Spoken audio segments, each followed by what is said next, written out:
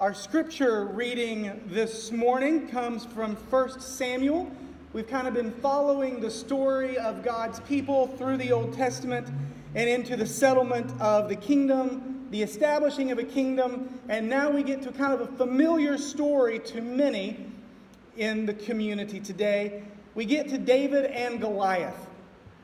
Just to give you a little background into the passage we're hearing now, the scriptures have already described Goliath as this massive Philistine, this enemy who comes out and taunts God's people every day, challenging them to a duel. God's army goes out every day lined up to fight, but none of them are ready to take on this giant in a winner-take-all situation. Along the way, Jesse, a father of many sons, has a few sons serving in King Saul's army. He has a younger son, David, who's a shepherd, and he sent him back to the army with bread for the brothers, cheese for the leaders of the brothers' platoons, and hope of a good word about the safety of his family on the front line of this war. As David comes to the lines, he hears the taunting from Goliath, the Philistine champion. And our text today is David's response in confusion that no one's fought him yet. He goes to King Saul and offers, as tribute, offers to go battle Goliath. And we pick this up at chapter 17, verse 33.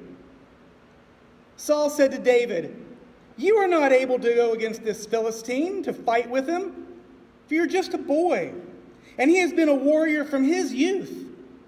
But David said to Saul, "Your servant used to keep sheep for his father, and whenever a lion or bear came and took a lamb from the flock, I went after it and struck it down.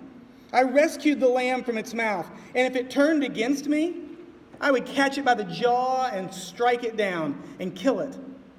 Your servant has killed both lions and bears, and this uncircumcised Philistine shall be like one of them, since he has defiled the armies of the living God."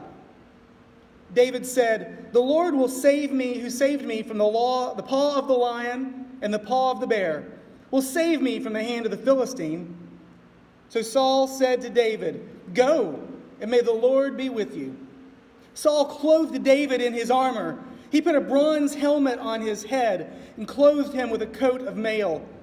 David strapped Saul's sword over the armor, and he tried in vain to walk, for he was not used to them. Then David said to Saul, "I cannot walk with these, for I'm not used to them." So David removed them. He took his staff in his hand, and he chose 5 smooth stones from the river, and they put them in his shepherd's bag. In the pouch he kept them, along with his sling which was in his hand, and he drew near to the Philistine. The Philistine came on and drew near to David. His shield bearer saw David and disdained him, for he was only a youth, ruddy and handsome in appearance, but a youth. The Philistine said to David, "Am I a dog that you would come at me with sticks?" And the Philistines cursed David by his gods. The Philistine said to David, "Come to me, and I will give you your flesh to the birds of the air and the wild animals of the field." But David said to the Philistine, "You come to me with sword and spear and javelin, but I come to you in the name of the Lord of hosts, the God of the armies of Israel, whom you have defiled. This very day the Lord will deliver you into my hand, and I will strike you down and cut off your head. And I will give the dead bodies of the Philistine army this very day to the birds of the air and the wild animals of the earth, so that all the earth may know there is a God in Israel, and that all this assembly may know that the Lord does not save by sword and spear, for the battle is the Lord's, and he will give you into our hand."